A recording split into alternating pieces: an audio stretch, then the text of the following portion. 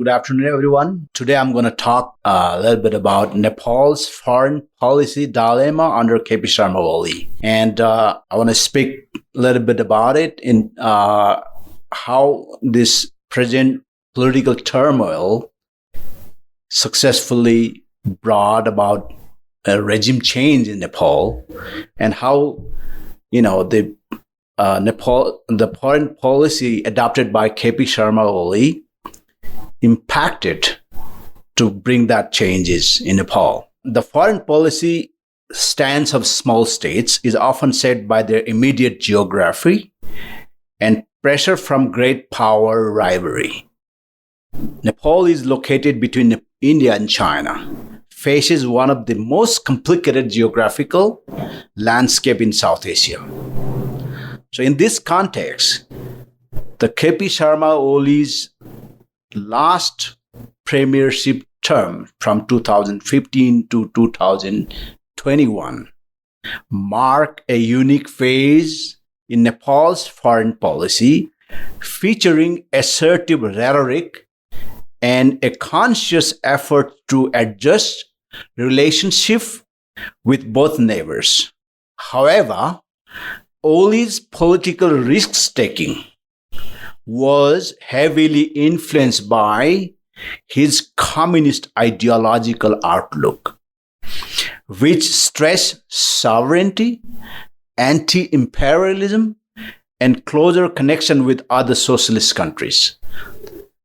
While this approach temporarily helped Nepal project an image of strategic independence, it ultimately became harmful as global instability and growing great power tensions increasingly shaped the regional order.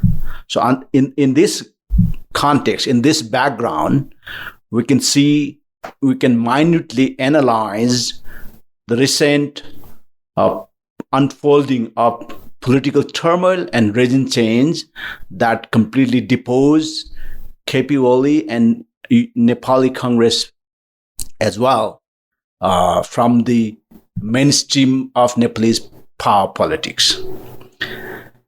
Oli's political adventurism and ideological commitments has been one of the fundamental causes for this turmoil.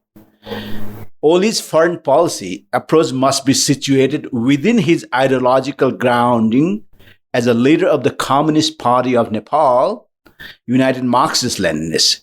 His emphasis on nationalism, coupled with distrust of India, let me repeat this sentence again, his emphasis on nationalism since he became prime minister in 2015, his distinct approach was emphasizing on nationalism, coupled with distrust of India due to historical dominance, pushed him toward cultivating China as an alternative partner.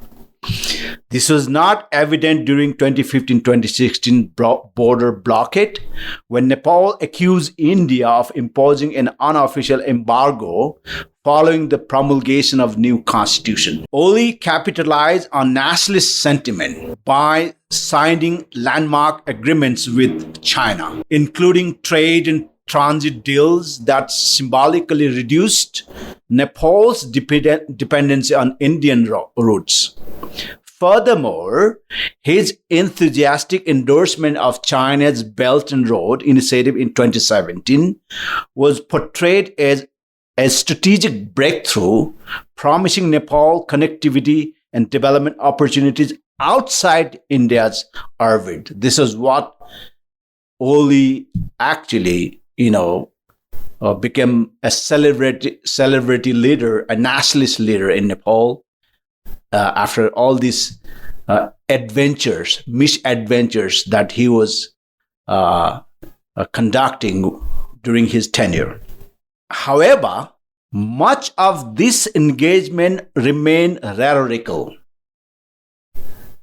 As China's project faced delays, limited financing, and bureaucratic hurdles, Oli's ideological tilt toward Beijing also made it difficult for Nepal to maintain its long-standing strategy of balancing, creating friction with India and raising concerns about Nepal's strategic autonomy.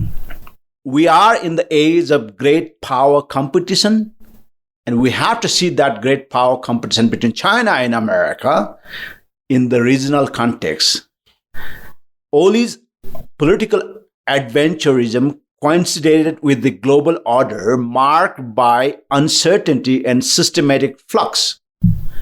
The US-China rivalry escalated sharply during this period, with South Asia becoming critical theater of competition. India, aligning more closely with the United States through frameworks like Quad, viewed Chinese expansion into Nepal with suspicion. At the same time, China sought to integrate Nepal into its broader Himalayan strategy, which links Tibet, infrastructure development, and access to South Asian markets.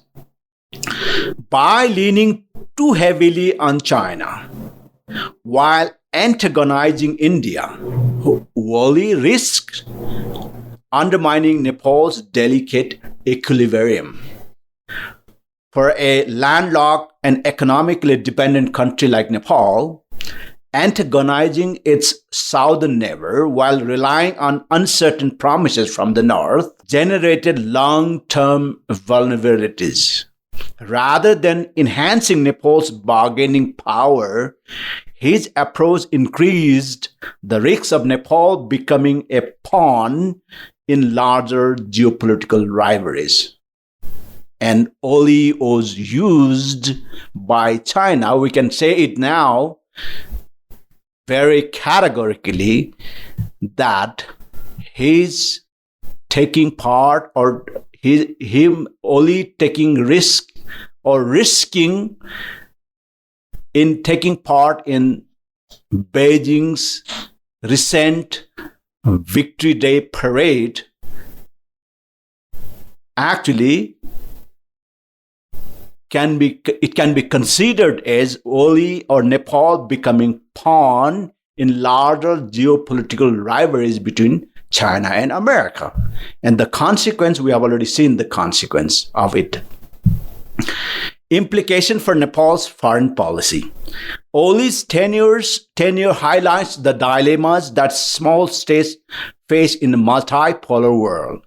His ideological commitment to communism and anti-Indian nationalism obscured pragmatic consideration of geography, trade, and cultural ties with India. Nepal's economy remains deeply integrated with India, with over two-thirds of its trade dependent on the southern neighbor. Moreover, millions of Nepalese workers migrate to India for unemployment, while Nepal's security and water resources are closely linked to Indian interest. These structural realities limit Nepal's capacity to pursue an independent, ideological-driven foreign policy. The lesson from Oli's adventurism is clear. Foreign policy must prioritize pragmatism over ideology. In an era of great power rivalry, Nepal requires a strategy that emphasizes balanced engagement, diversification of partnership, and non-alignment in practice rather than rhetoric. So, given this situation that we have seen, that all the political turmoil, upheavals, and the massive destruction that we have witnessed within 48 hours, entire government buildings were demolished. All infrastructure of governance, central governance, or everything was demolished. And has it just happened out of any political discontent, domestic discontents, as it was projected, linking it with Gen Z? Was it just all that? Or do we have to look at everything in composite picture, specifically Oli's political misadventurism and Nepal's foreign policy dilemma under KP Oli? So, in conclusion, what we can say is that KP Oli's political adventurism in foreign policy represented an assertion of national pride and a reflection of communist ideological commitments. While his approach temporarily resonated with domestic audiences, specifically with the so-called nationalist establishment and the left and the Marxist-Leninist, or in broader sense communist audiences, temporarily resonated with these domestic audiences. But it ultimately undermined Nepal's long-term strategic interest by antagonizing India, overestimating China's capacity to deliver.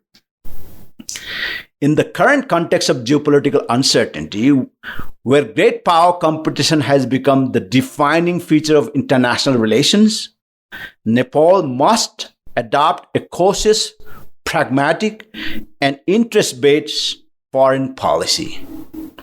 The challenge of future leaders is to navigate India, China, US triangle without compromising Nepal's sovereignty, economic stability, and regional role.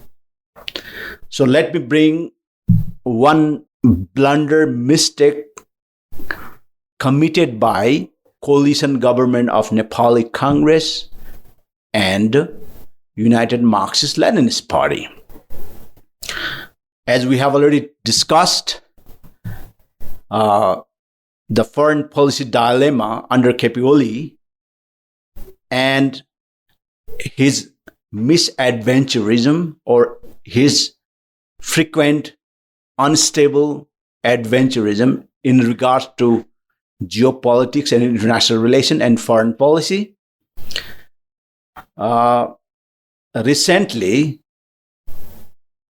Oli, together with other head of governments and head of states from different countries, took part in Shanghai Cooperation Organization's conference or gatherings in China, where Prime Minister of India, Narendra Modi, also participated. And Narendra Modi intentionally, I'm using this term, intentionally demonstrated to the world a gesture by holding the hands of the Russian President Vladimir Putin and Chinese President Xi Jinping. So the entire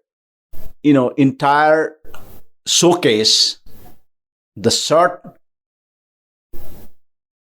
half-minute showcase by Narendra Modi symbolized that rising power India, rising superpower of Asia, India, bringing together other two superpowers, China and Russia, together. He was sending a message to the West, especially to America, especially to Donald Trump, that if America decides to break apart the historical and strategic partnership with India. India can pivot with other partners, especially with Russia and China, and India can work as instrumental to bring these two forces together. So that was the message Narendra Modi was sending to Donald Trump, to White House. And that message was well received by America, by Donald Trump. So Trump changed his policy, changed his position, a prior position where he was putting 50% tariff on Indian imports, Indian goods. So with that message that he received from Modi from Shenzhen, China, SCO conference, SCO assembly, Donald Trump responded it with positive response and with the intelligent response. Whereas the rhetoric used by Oli during his previous premiership and the last premiership, all argument or rhetorical argument that he was making domestically is that Nepal, I, as a prime minister of sovereign state of Nepal, has the equal stature, has the equal position in global arena as Putin or no, as Donald Trump or Modi or Xi Jinping or Putin or even Donald Trump. So this was the rhetoric he was making domestically, and he acted in a similar fashion. He was also invited to SCO. He went there. He met. He was well received with red carpet welcome and all the ceremonies of welcoming foreign dignitary. And then he was received by President Xi Jinping, had a bilateral talk with President Xi Jinping, had a very brief talk with Modi, and he had a side talk with Putin as well, where he exchanged, where he most probably he invited Putin to visit Nepal, and he also expressed his wish to visit Russia. So these kind of exchanges were taking place there. And he was trying to project, and his team was trying to portray Oli as most powerful prime minister of Nepal ever in the history, who's standing with tall and high stature, equal to Narendra Modi, Xi Jinping, Putin in the global arena like SCO and so forth. But this was not in a realistic way.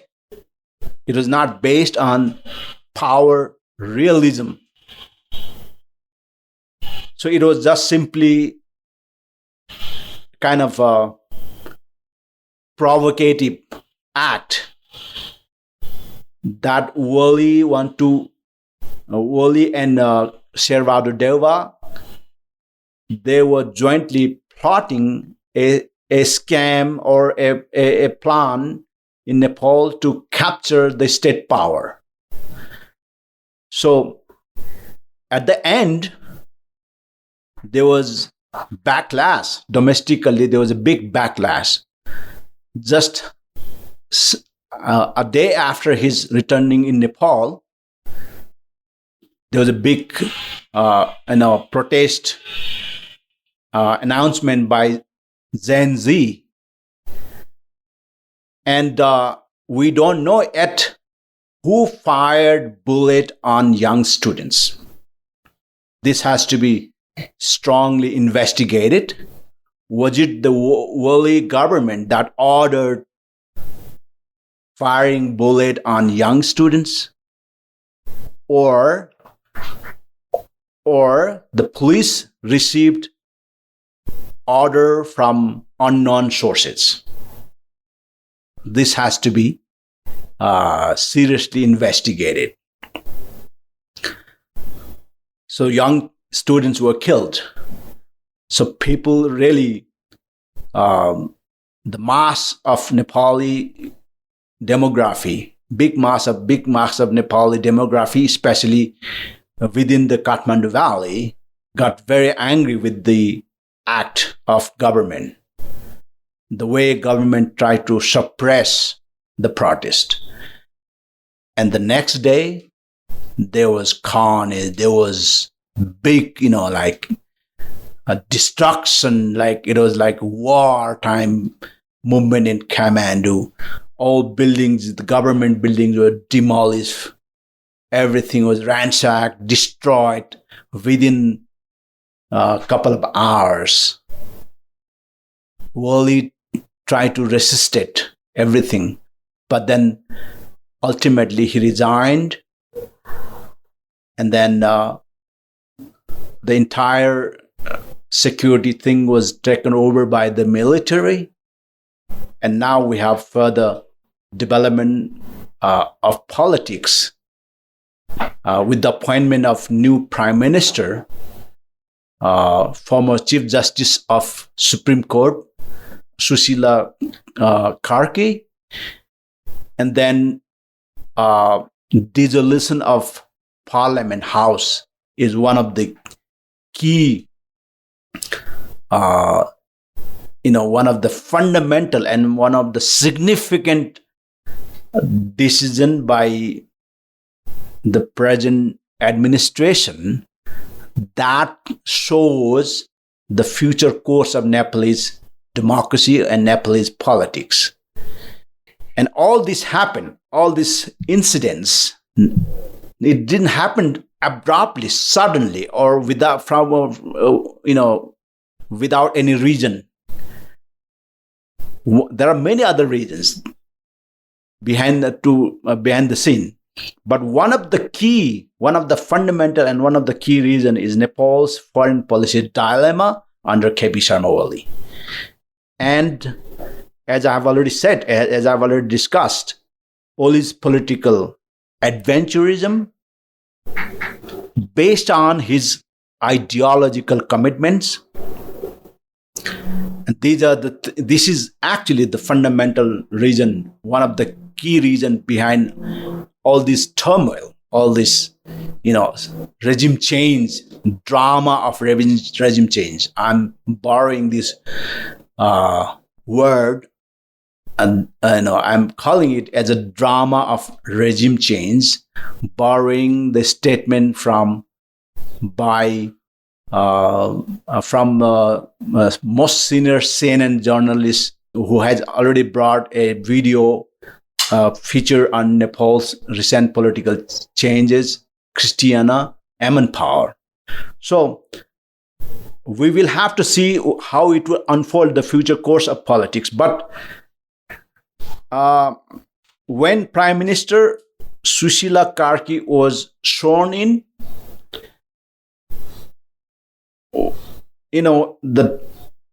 there was no mention of any particular